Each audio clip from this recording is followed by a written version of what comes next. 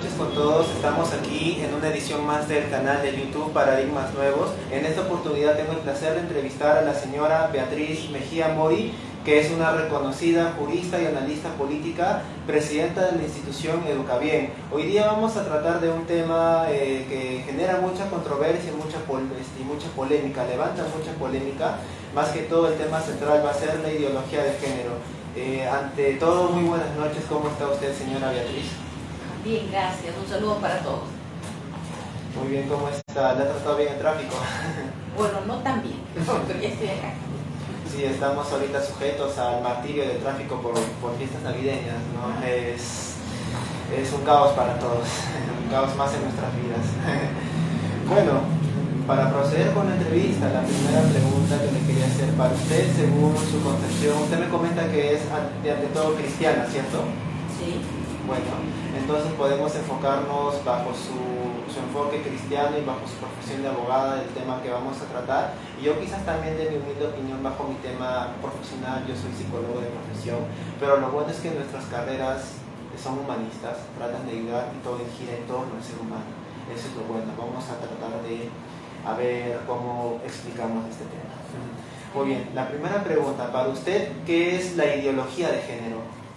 Bueno, yo celebro que por lo menos tibios y troyanos hayan admitido que la ideología de género existe, porque recuerda que en el año 2016, cuando empezamos a denunciar que en los libros del Ministerio de Educación que los niños estaban utilizando para contraeducarse, había ideología de género, y la ministra de Educación en ese tiempo, Marilu Martes, salió a decir: ¡qué barbaridad! La ideología de género no existe, ¿no? Esto lo ha inventado un grupito de fanáticos religiosos. Y yo decía: ¿qué tal cinismo? Porque era simplemente que tú revisabas los libros, y nosotros en Educabien nos habíamos hecho un estudio de los libros y nos habíamos quedado espantados que todo era un plan de ideologización, no solamente de los niños, sino de la cultura social en general. Los documentos, por ejemplo, de Manuela Ramos, que llegaron a nuestras manos, por los cuales eran instrumentos de capacitación de los docentes, que a su vez le enseñaban a los niños, decía claramente que es un proyecto de reingeniería social. O sea, un proyecto de reingeniería social para producir una reforma estructural de la sociedad. O sea, esto no es un juego, esto no es un cuento, esto es un proyecto ideológico, político, religioso. Parece contraproducente, pero lo es. Yo recuerdo que una vez en un programa de televisión dije esto y me dijeron: proyecto político, religioso, pero claro que lo es, porque basta analizar los conceptos de la ideología de género para que te des cuenta que es un plan de adoctrinamiento en contra de los principios y valores cristianos en los niños, y que alcanza a los padres de familia, porque también tienen talleres con los padres para convencerlos que lo que le están enseñando a sus niños es lo correcto. Entonces, esto es sumamente peligroso. ¿Por qué? Porque como que los padres a veces se sientan con los maestros, ponen psicólogos, entre comillas, porque tantos maestros como psicólogos que se prestan a esto, siempre les pongo comillas, porque se supone que cuando tú haces un pacto por el servicio de tu profesión, es un pacto ético el que sustenta este compromiso, y el pacto ético es algo que no te puede permitir desviarte hacia el lindero del terreno oscuro, como en la guerra de Star Wars, pasarte al lado oscuro en el ejercicio de tu profesión, ¿no? Eso lo entienden los chicos muy bien, ¿no? Entonces, ver a tanto docente, a tanta ONG que antes era buena y que ahora se han pasado al lado oscuro, entonces me parece todo esto terrible. Pero lo cierto es que muchísimo dinero por medio de financiamiento para que vayan y le enseñen a la gente que lo malo es bueno, y que lo bueno pues ya pasó de moda, y que es el retrógrada pensar en lo bueno, y que hay que postular lo malo, que en este momento es lo bueno.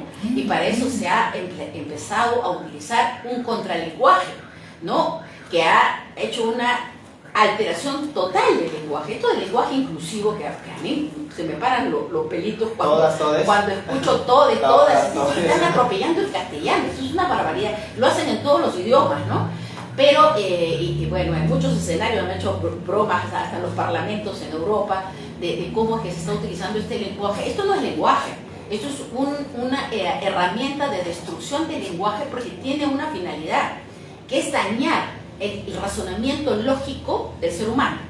O sea, el razonamiento del ser humano se estructura de tal manera que su expresión oral recoge una línea recta, ¿no? De hechos que se concatenan y que son lógicos.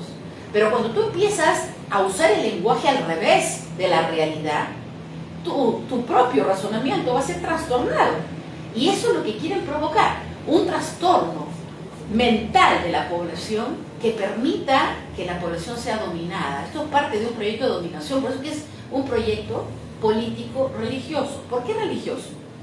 Porque si tú analizas, y eso hemos hecho en el Instituto Educa Bien, todos los postulados de la ideología de género son contrarios, cada cosa es contraria a postulados que Dios nos ha enseñado en la Biblia, principios para la vida del hombre. Por ejemplo, la inocencia de los niños es tan importante para Dios.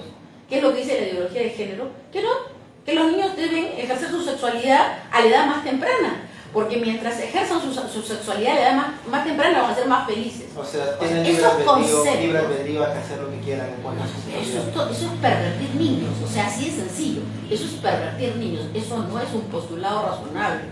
Pero te lo repiten tanto que de repente lo sientan a los padres que no tienen formación sólida en estos principios cristianos y de repente dicen, bueno, sí, pues, ¿por qué no?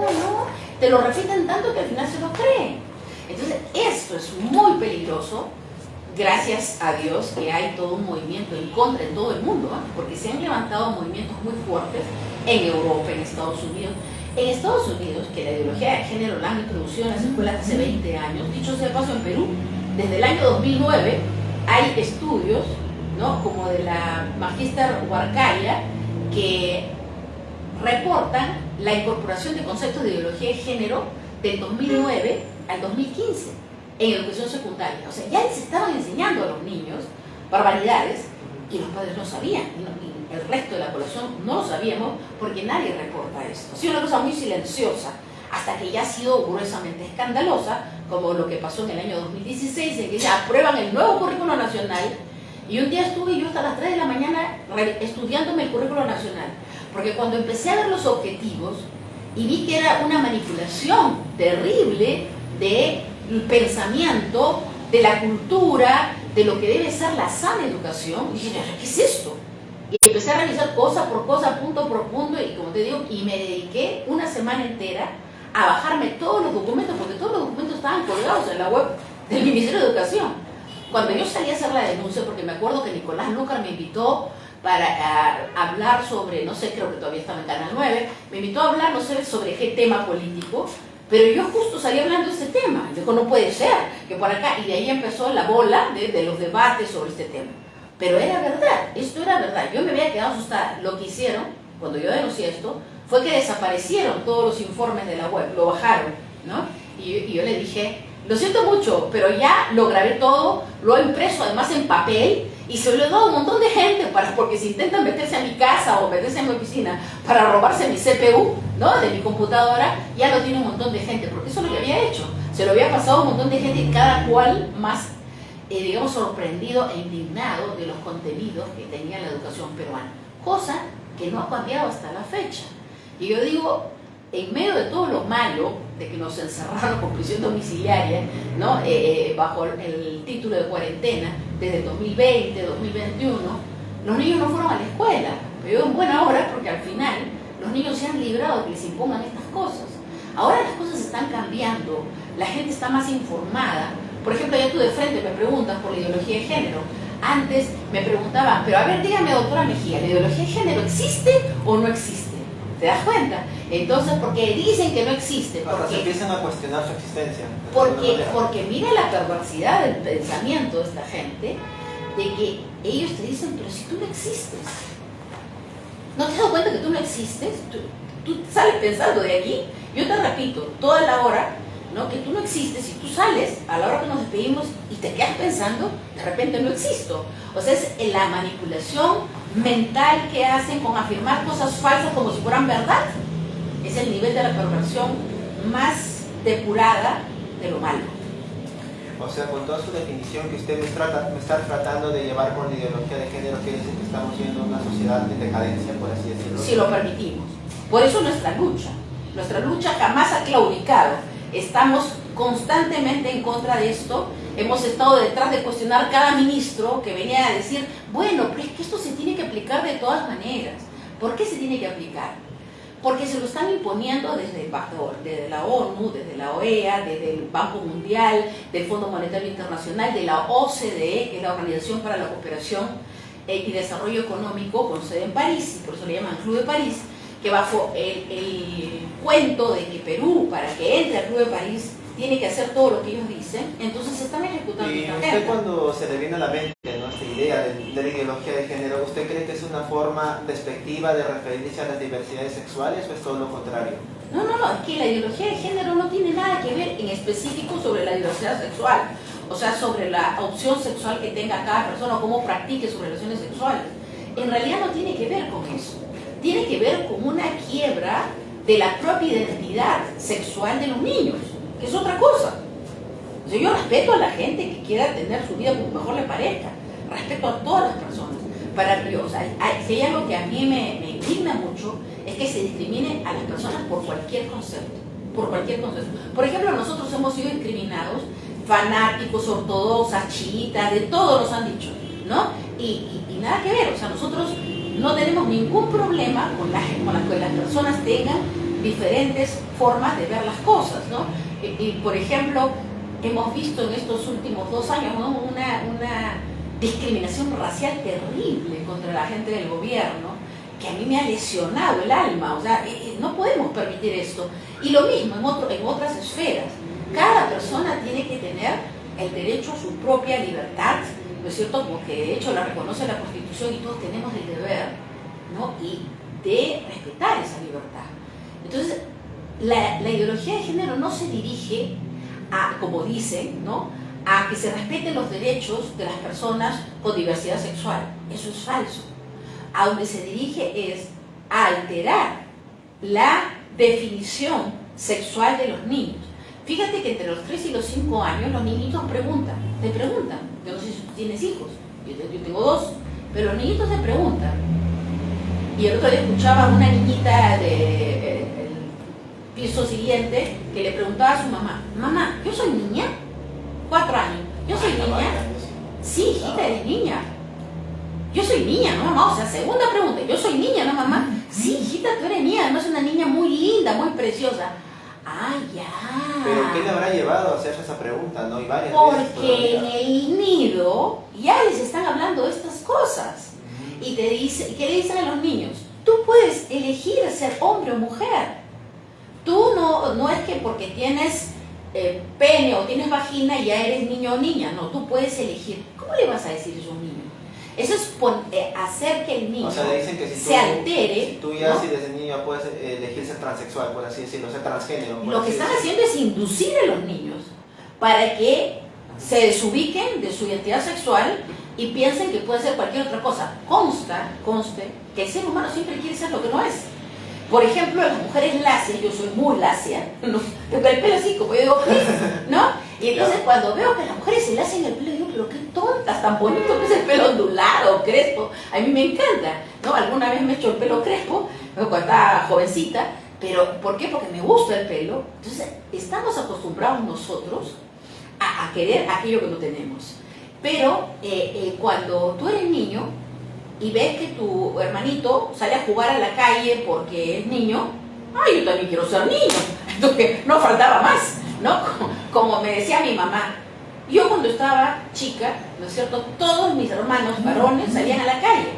Y yo estaba en la calle con ellos cuando de repente mi mamá salía y me decía, Lidia, ¿qué? Entra a la casa, ¿qué es esto? Entonces yo estaba, mamá, ¿pero por qué? Si Rafael, Claudio, Toño estaban afuera. Y él decía, porque tú eres niña, pero es una mujercita, no puede estar en la calle. Entonces, ¿qué cosa sentía yo? Que yo quería ser hombre, pero por jugar, por salir a jugar. No tenía la más mínima noción lo que es ser hombre y ser mujer, una niña de 4 o 5 años. Pero si tú le dices que de repente puede ser y puede ser, hay un adoctrinamiento para desubicar a los niños de su verdadera identidad sexual. Y nadie tiene derecho a hacer eso. El niño tiene derecho a su identidad sexual. Está en el Código de Niños y Adolescentes peruano, pero está en la Convención Internacional sobre los Derechos del Niño. Lo principal que tiene el niño por derecho es a su identidad, a su nombre, a su identidad sexual. ¿Por qué va a venir un sistema contraeducativo a cambiárselo? A decirle que puede ser cualquier cosa, ser un zapato, no sé, o sentirse un árbol. Lo que tienen que hacer, y dicho sea de paso, ya esta locura ha llegado al extremo, que hay países donde se ha probado que si tú te declaras que eres un árbol, al sacar tu DNI, el funcionario tiene que poner que eres un árbol.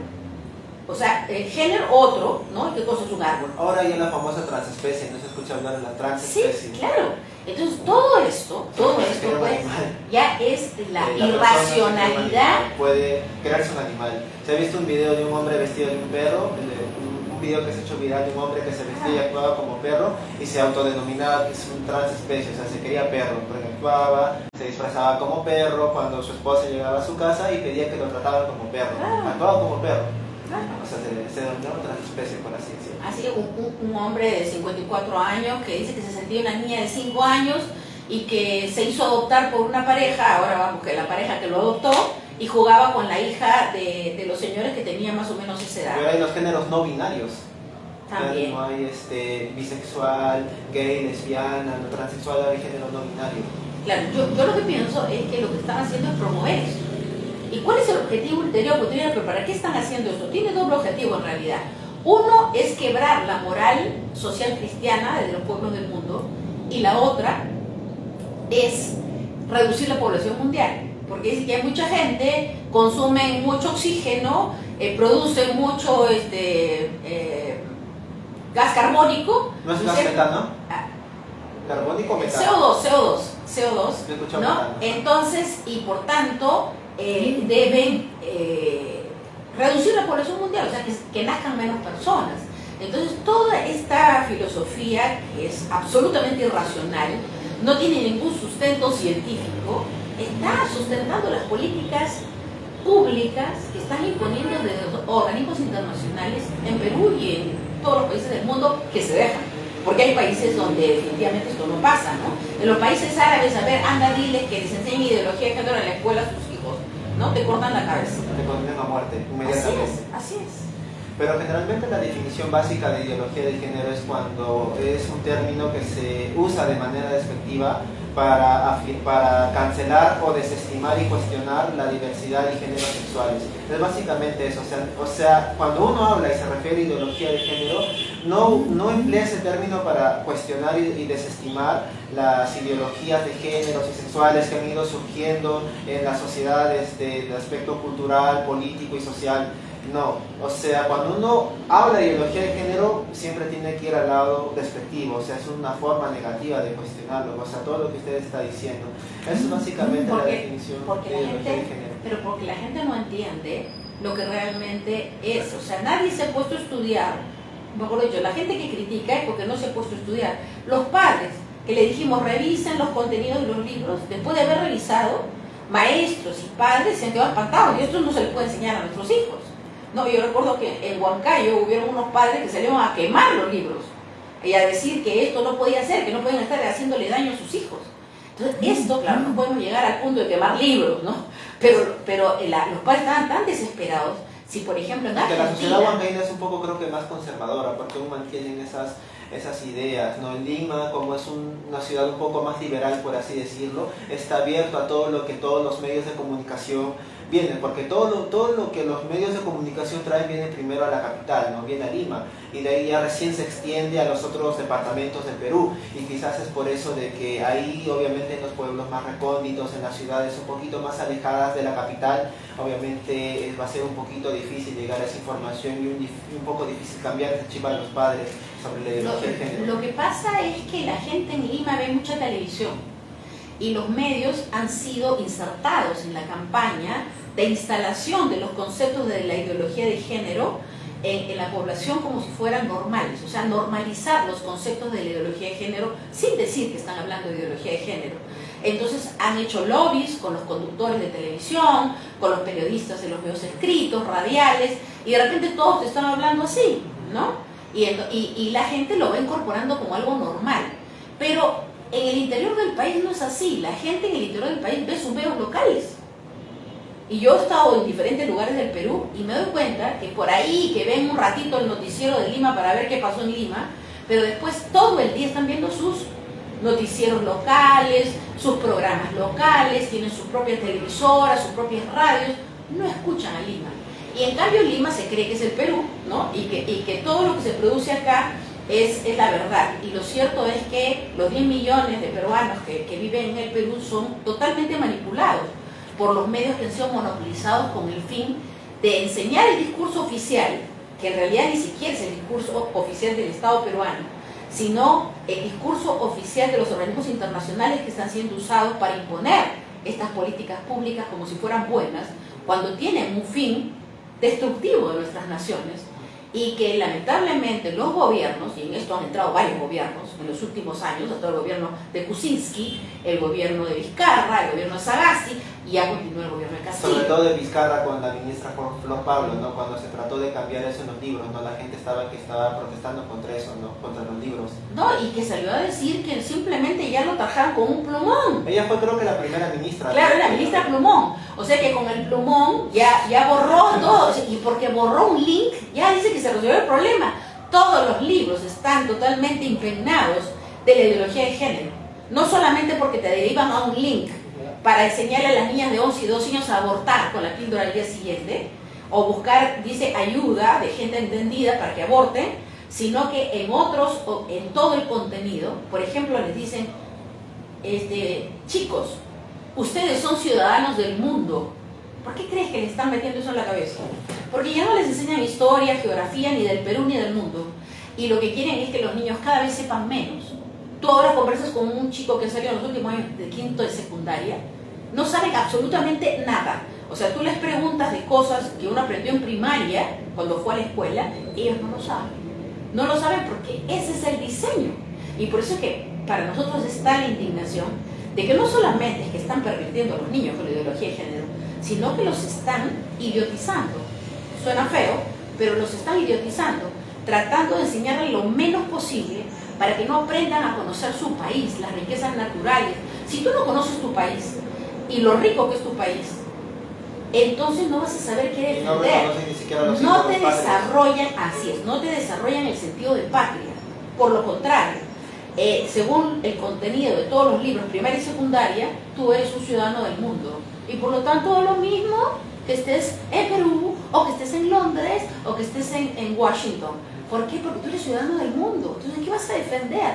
Si viene otro país y se lleva tus riquezas, normal o nomás. sea, te enseñan a ser de paso antinacionalista y antipatriota, exacto, por así decirlo. Exacto. Por eso es que en este momento lo que tenemos que reforzar nosotros y luchar porque haya una verdadera reforma de la educación y que haya una reingeniería hacia el bien. O sea, que las sociedades empiecen a caminar hacia el bien. Que eso, tú dices, no, parece imposible, pero no lo es. Porque esta gente, aunque ha tratado de forzar el pensamiento del mal como doctrina cultural de los pueblos se han resistido y se han levantado movimientos muy fuertes en todo el mundo, muy fuertes. ¿Y usted, doctor, cómo cree, para usted, cuál es el génesis, el origen de este término ideología de género? Yo le he puesto generismo, porque así como existe el feminismo, este es el generismo. Son ideologías fabricadas. Es el feminismo. Así es. En los años 50. Pero no es el feminismo, es la idea del marxismo. Son ideologías fabricadas desde el Instituto Tavistock. El Instituto Tavistock, un instituto que está en el Reino Unido, que se constituyó entre la Primera y Segunda Guerra Mundial para generar campañas psicosociales que colaboren con los objetivos de la guerra. Entonces, digamos, con la defensa de los grupos de los aliados. Cuando terminó la Segunda Guerra Mundial, ya no tenían guerra. Entonces los empezaron a usar para la propaganda de Coca-Cola, de Pepsi-Cola y así, ¿no? Las grandes transnacionales. Y de repente tú veías la propaganda de Coca-Cola y tú querías salir corriendo a comprarte una Coca-Cola, porque de verdad que te daba unas ganas de tomarte la Coca-Cola, porque ¡pum! Mensaje subliminal. Quiero una Coca-Cola, ¿no es cierto? Te corriendo ya. Esa manipulación mental la han diseñado, está visto, yo lo dije esto en el año 2016.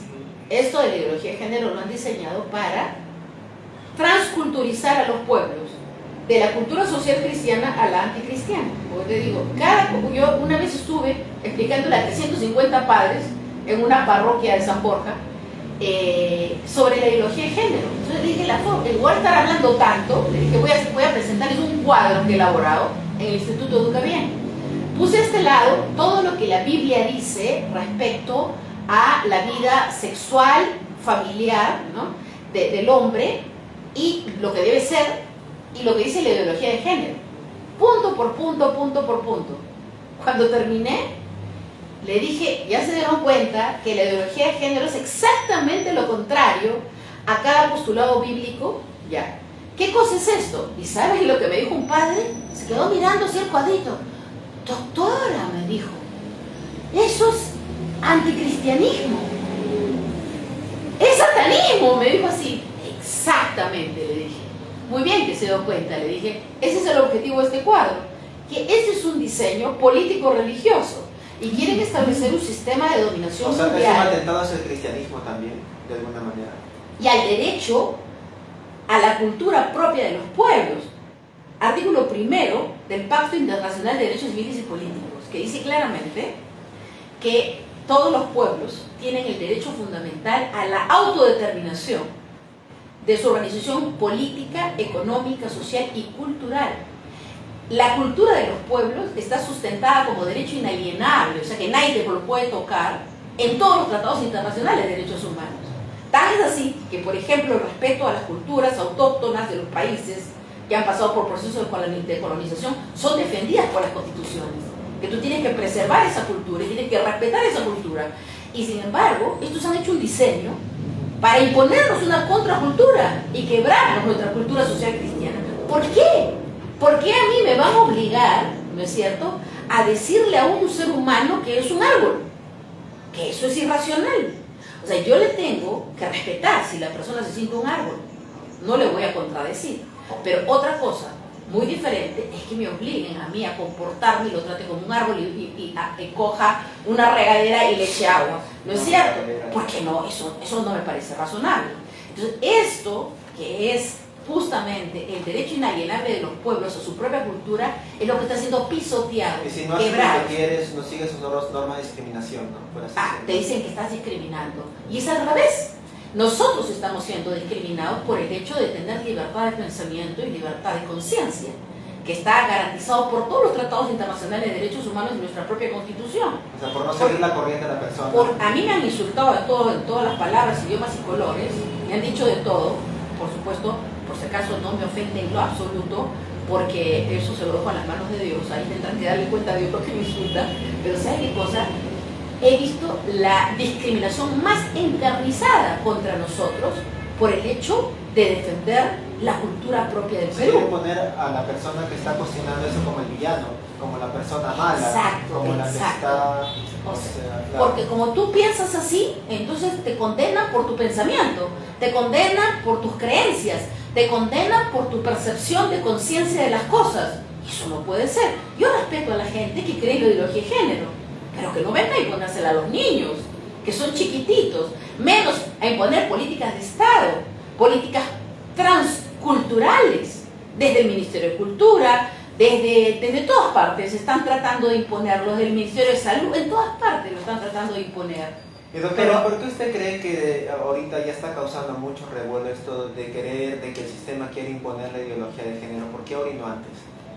O sea, hablo del siglo XX. ¿Por qué recién en el siglo XXI usted cree que está teniendo mucho revuelo, mucho impacto? Porque ya... Usted responde bien, le digo por qué después, para que se va a quedar impactada con mi respuesta. Pero quiero yo te digo que esto se ha venido implantando hace 50 años, muy subliminalmente, ¿no? Para que la gente se vaya adaptando por las películas, los programas de televisión, las revistas, los comerciales, ¿no? Ha sido subliminal, pero ya cuando esto se ha impuesto en el currículo nacional como una obligación es cuando lo descubrimos. Entonces, cuando ya vemos que hay un plan como política de Estado de no hacer una reforma educativa, sino una reforma de contraeducación, o sea, de construir a los niños para que en lugar de ser hombres y mujeres de bien, sean lo contrario.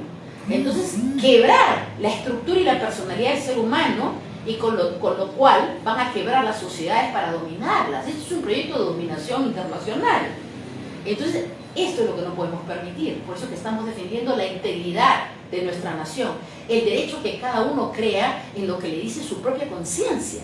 Eso es vital para la integridad de nuestra nación. Hace 200 años nomás, o sea, relativamente no tanto, ¿no? Habían leyes de procesamiento por anti-homosexualidad, que quiere decir que una persona que cometía actos de sodomita, ¿no? En ese tiempo a los homosexuales que tenían relaciones sexuales, en ese tiempo estaba penado, ¿no? O sea, estamos hablando de Londres victoriano, ahí estamos hablando de Inglaterra, inicio del siglo XX, estaba penado, le decían leyes anti-homosexualidad.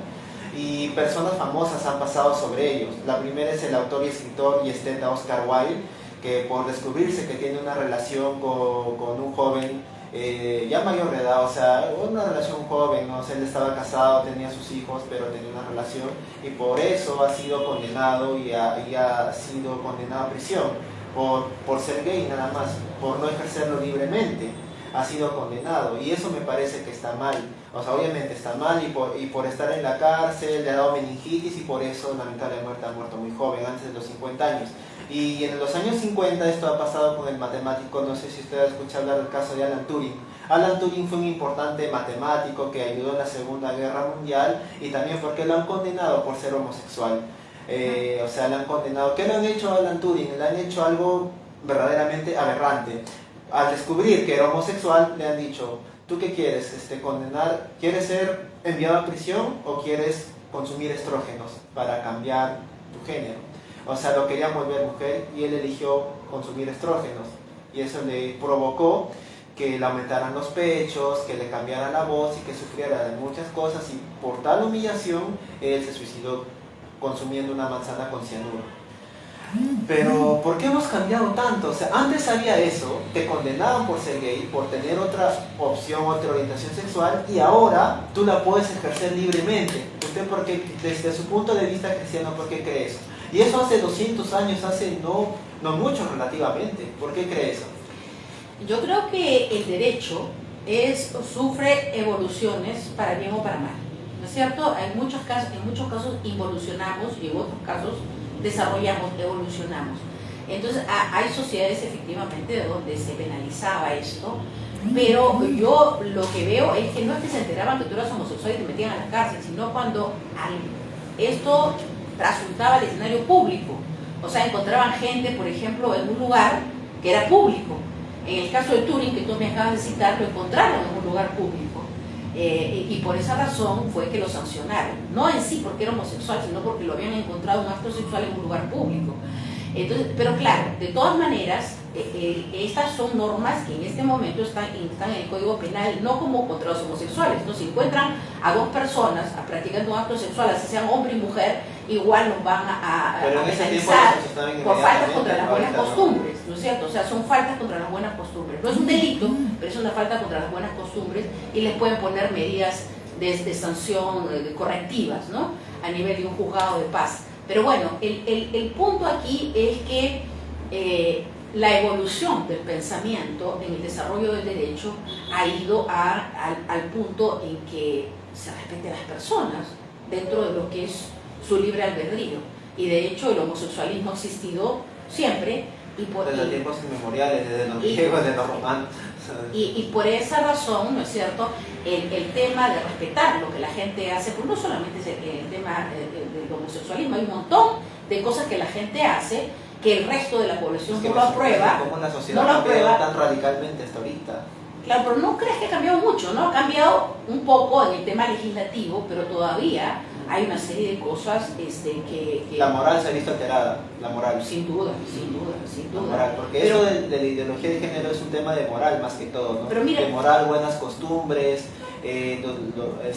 preceptos ya establecidos en una sociedad, es más que todo un atentado contra eso, ¿no? Claro, ¿sabes qué cosa? Yo no quisiera entrar a este punto porque es bien, digamos, es de bien adelantado conocimiento de las cosas espirituales que de repente la mayor parte de gente no lo va a comprender, porque yo he sido directora general del Centro de Investigaciones Judiciales de la Corte Suprema, y hacíamos programas de capacitación de jueces de primera y segunda instancia para que capaciten a los jueces de paz no letrados, que no son abogados, son jueces legos, y que un juez de primera instancia trajo un caso y dijo que en el pueblo donde él era juez de primera instancia, había el juez de paz y había traído un caso de que todo el pueblo se le había amotinado frente a su casa diciéndole que castigue a una señora que había abortado, porque por su culpa todos los sembríos, las cosechas de todos se habían echado a perder. Entonces todos los jueces se echaron a reír. Dijeron, ¿qué hago en ese caso? ¿Qué le respondo a un juez de paz?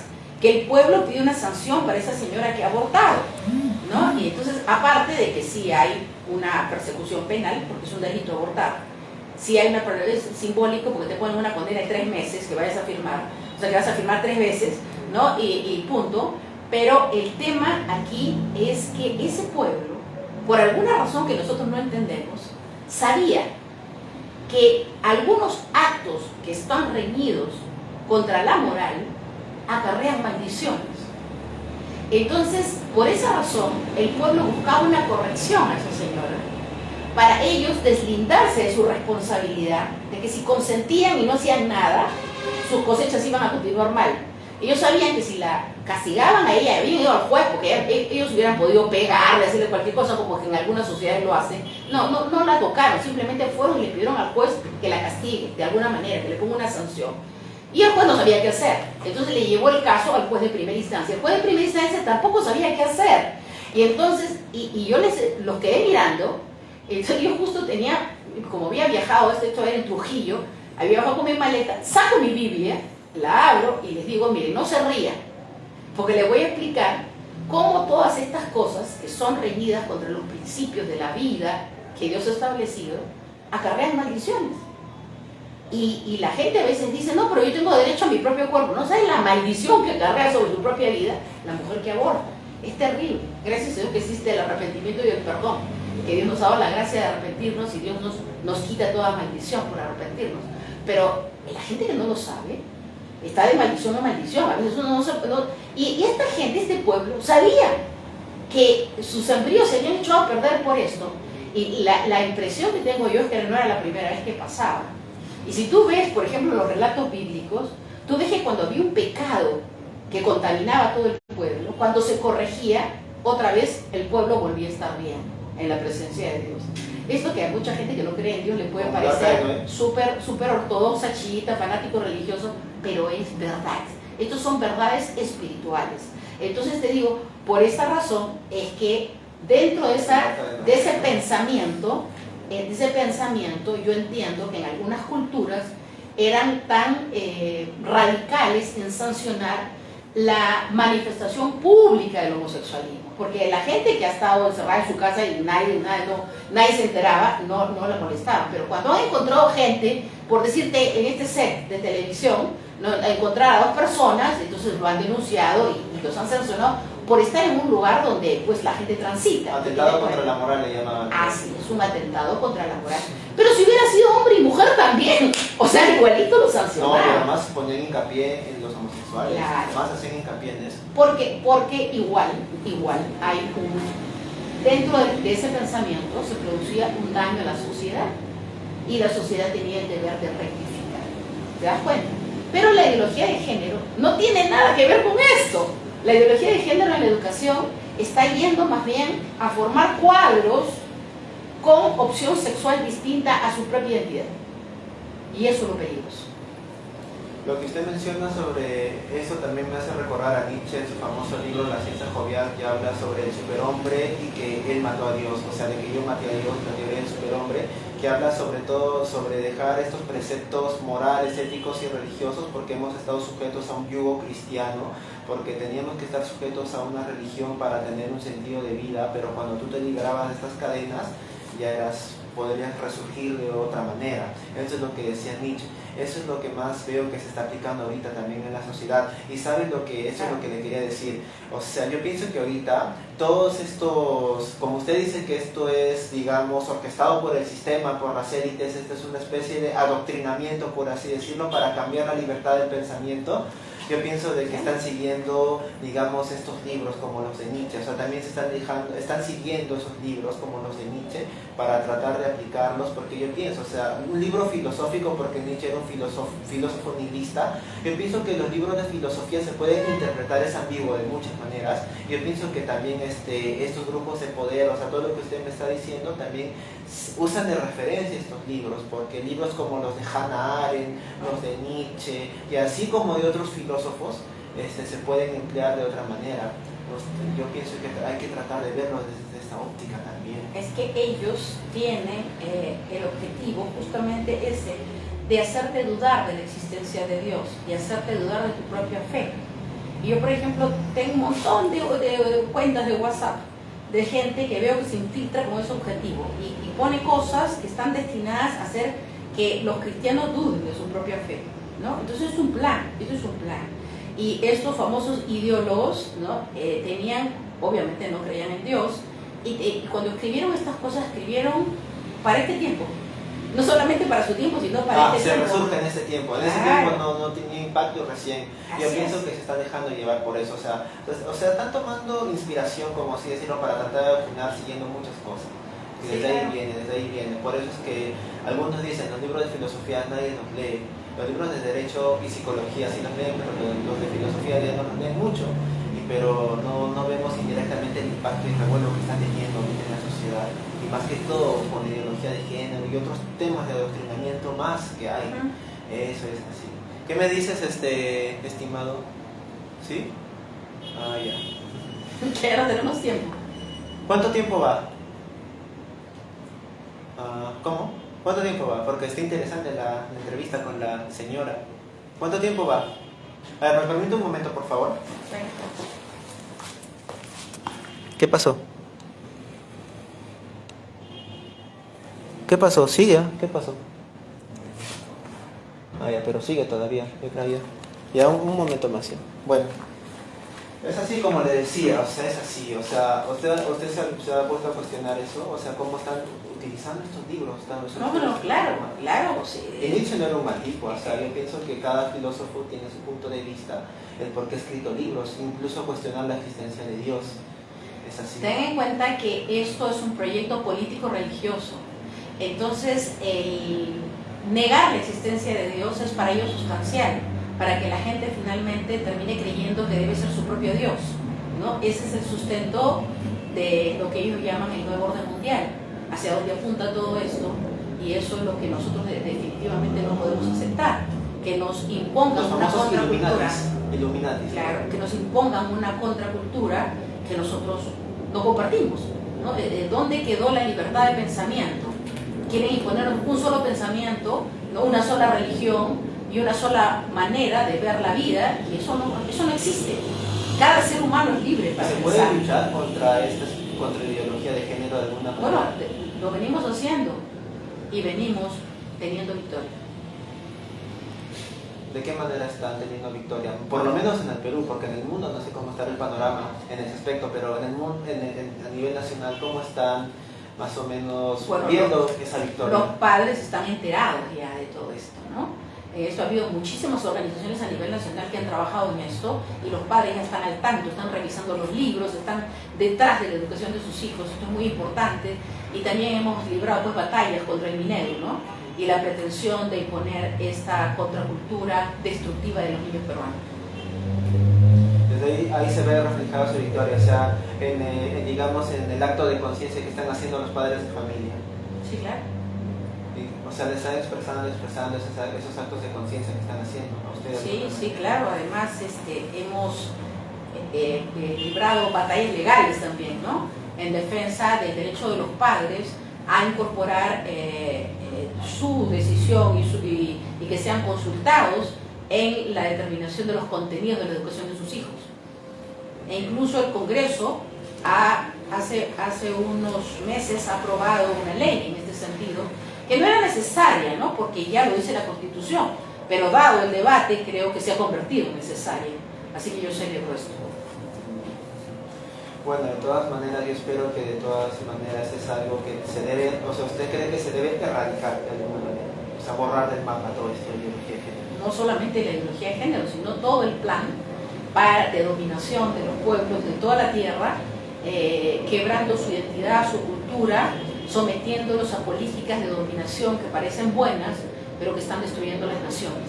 Creo que es hora de decir basta, ¿no? Somos naciones soberanas y tenemos la capacidad para autodeterminarnos política, económica, social y culturalmente. Nadie puede venir a decirle al Perú y a los peruanos lo que debemos hacer con nuestra nación. El futuro de nuestra patria depende de nosotros, no de los organismos internacionales, ni de las élites técnicas que pueden estar queriendo entrometerse en la vida de nuestra nación. Y como pregunta final, ¿usted cree que periodistas como Milagros Leiva, como Nicolás Lucar, ¿usted cree que están a favor o en contra de la ideología de género? Bueno, ellos abiertamente han opinado. Por lo que ha visto... Han opinado a favor de la ideología de género ambos, ¿no? Entonces yo creo que eso... no han ocultado su opinión, yo respeto la opinión de ellos. ¿Y usted cree que es algo que viene de una decisión independiente, porque de alguna manera los medios de comunicación se le imponen y le dicen, estate a favor de esto? Yo pienso que usted va a decir que los medios de comunicación para los cuales ellos están trabajando, porque vemos que es una televisión, ya sabemos cómo es la televisión en Perú, así como en otros países, ¿no? Es sensacionalista, amarillista, ya sabemos, son pro todo, ¿no? Pro vida, son pro todo. Bueno, de hecho que hay una gran inversión financiera de miles de millones de dólares en lo que es medios de prensa para promover la ideología de género, eso está descontado, eso es cierto. Pero lo otro es que también hacen lobbies con los conductores de televisión, ¿no? Las ONGs que están detrás de promover esto, hacen talleres con periodistas, conductores de televisión, y como que hacen una campaña de sensibilización. ¿Y cómo se lo presentan? Engañosamente. Le dicen la ideología de género es que, mira, por ejemplo, Juan, ¿no es cierto?, que tiene por novio a Pedro y que los persiguen y los golpean y los humillan, entonces esto no puede ser. Con la ideología de género esto va a terminar. Eso todos ellos dicen, muy bien. Y eso es falso, porque la ideología de género no es eso. La ideología de género está buscando que los niños cambien su identidad sexual por la cual no trajeron al nacer a este mundo. ¿Te das cuenta?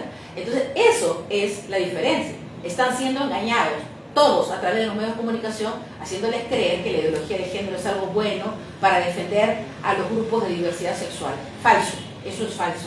Es para pervertir a los niños e inducirlos a tener una identidad sexual distinta a la que corresponde a su sexo.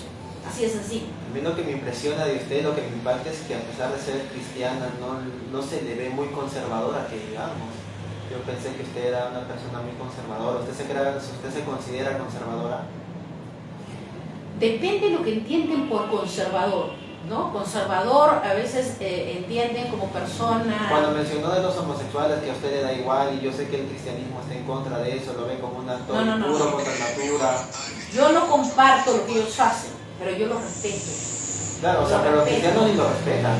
Yo respeto a todas las personas, me merecen un gran respeto todas las personas, pero yo no los puedo discriminar, ni siento rechazo, ni nada contra ellos.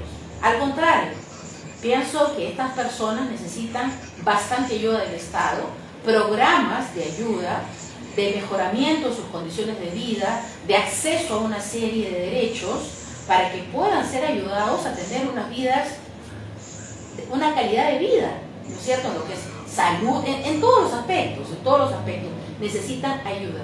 Eso no quiere decir que yo consienta, apruebe lo que ellos hacen. Yo lo respeto, yo no lo haría, porque yo sé cristianamente lo que dice Dios respecto a eso, pero Dios mismo los respeta y los ama, y quisiera que ellos tengan una vida plena, sana, digna, con todo lo que merece un ser humano para ser feliz. Eso no significa ser conservador, eso significa ser verdaderamente cristiano. Sí, como le digo, o sea, no me parece conservadora, o sea, no no está muy arraigada, digamos, a sus creencias, a sus preceptos religiosos. Yo me refería a eso, a que no la veo muy arraigada, porque si yo lo hubiera visto muy arraigada, ya hubiera dicho, no, los rechazo, los condeno por lo que hacen, no deberían existir, porque sé que el cristianismo y otras religiones condenan, o sea, no los pueden ni tolerar ni ver, o sea, que no existan, o sea, incluso los someten a un cambio radical. Es que mira, la idea de que la gente homosexual es una pervertida es un error. ¿Por qué? Porque hay mucha gente que de niño lo han inducido a esto. Y yo diría que el 90% de los niños, hombres y mujeres, han sido inducidos por diferentes situaciones, ¿no? Entonces tú cómo puedes... Un ejemplo, según lo que he escuchado. No, hay millones de personas, o sea, yo no voy a poner un nombre propio porque es impropio poner un nombre propio públicamente. Una persona ha inducido esto supuestamente. Yo creo que sí hay ejemplos de cómo una persona ha sido inducida. Sí, claro, sí. Un ejemplo. Bueno, no puedo poner nombres propios. Pero un ejemplo. Yo respeto mucho a las personas, yo no me atrevería a mencionar el nombre de nadie, pero ¿sabes qué cosa? ¿Y qué culpa tienen? O sea, esa gente necesita ayuda. Y yo más bien siento el amor y la misericordia de Dios por ellos. Y por eso puedo sentir claramente que Dios ama a esta gente y quiere lo mejor para ellos. No los discrimina, no los tiene en desprecio, porque Dios es Dios. Ahora lo que la Biblia dice es que por practicar esto, ¿no es cierto? Por practicar esto, no van a entrar al reino de Dios. ¿Y por qué? Porque Dios les da salidas. Porque Dios les da salidas. Porque Dios quiere que ellos... ¿El arrepentimiento? ¿no? Ellos cambien su condición. Y Dios, mire, si yo ya eso sería, o tenemos que hacer otro programa. Pero una vez yo entraba al penal de Luis Gancho. Sí, definitivamente haciendo una pausa tenemos que hacer otro conversatorio. ¿Y sabes qué cosa? Con un grupo de... extensos. Pero yo salía por otras razones del penal de Luis Gancho, yo soy abogada penalista, salía y llegaron unos hermanos que tienen ministerio de cárceles. El pastor Agapito y unos hermanos. El pastor Agapito ya murió hace pocos meses y la cosa es que estos hermanos me pidieron que los acompañe. Entonces entramos al pabellón 3 porque había habido reyerta en los otros y los estaban cerrando, ¿no? Haciendo inventario de armas. El penal es muy convulsionado. Bueno, pero la cosa es que nos dejaron entrar al 3 y pasamos al patio y nadie nos hacía caso. Pero encontré que habían puesto un equipito de música y el pastor Agapito me entregó el micro y me dijo, hermana, predique. Entonces me sorprendió porque se suponía que yo los estaba acompañando. Entonces agarré el micro y empecé a hablar, ni caso me hacían. Y de repente empecé a cantar una alabanza muy linda, pero que les hablaba a ellos. De su condición, de sus hijos, de su familia. Bueno, la cosa es que estas personas dejaron de hacer lo que estaban haciendo y se acercaron. Y había en el pabellón 3 muchas personas que se les veía, ¿no? Transexuales, que estaban arreglados como mujeres bonitas, ¿no? Bien arreglados y todo. Se acercaron al centro. Bueno, para hacerla corta, terminaron entregándose a Cristo, porque les predicamos el Evangelio, terminaron entregándose a Cristo. Yo recuerdo que había un señor, porque habían 3 hombres hacia un lado, que se estaban burlando, se mataban de risa y jajaja. Y cuando de repente vi que el que estaba en el centro cayó de rodillas y empezó a llorar, arrepentido, se entregó a Cristo. Y parecía que era el bravucón del pabellón. La cosa es que fue el arrepentimiento tremendo colectivo de toda esta gente. Yo salí feliz, yo en ese momento, yo les dije, cuando comencé a hablar, les dije, en ese momento sentía el amor de Dios por ellos, y yo sentía deseos de abrazarlos, uno por uno, y eran hombres vestidos de mujer, y yo quería abrazarlos, porque sentía el amor de Dios. Por eso les digo, la gente tiene ideas bien distorsionadas. Quería abrazarlos, dije, yo sé que hay reglas en este penal y no puedo hacer esto, pero siento el amor de Dios por ustedes y quisiera abrazarlos. Y en ese momento empecé a cantar, porque yo ministro cantando, yo soy cristiana, y ministro cantando. Entonces, finalmente se entregaron a Cristo, y nos despedimos y nos fuimos. Al día subsiguiente me llama un hermanito que estaba en el penal, y me dice, hermana Beatriz, ¿qué cosa? Los homosexuales se han convertido, hermana. Sí, pues, se convirtieron. Le digo así, no, hermana, es que se han convertido. Me dijo así. Sí, claro, que se han convertido, es que, mira hermana, ¿sabe lo que ha pasado? Ya no se quieren vestir de mujeres. Nos han llamado a sus casas para que le traigan ropa de hombres y a nosotros nos han pedido que les regalemos Biblias. Habían sido tocados por el poder de Dios. Y esos hombres ya no querían vestirse más de mujeres. Ahora tú dirías, ¿por qué? Yo no sé qué cosa hizo Dios con ellos. Yo pienso que más pero Dios los cambió en un minuto. No. En un minuto los cambió. ¿Y sabes qué cosa? Hay testimonios de, ¿no? Héctor Ñaupari, por ejemplo, que él había sido transexual toda su vida.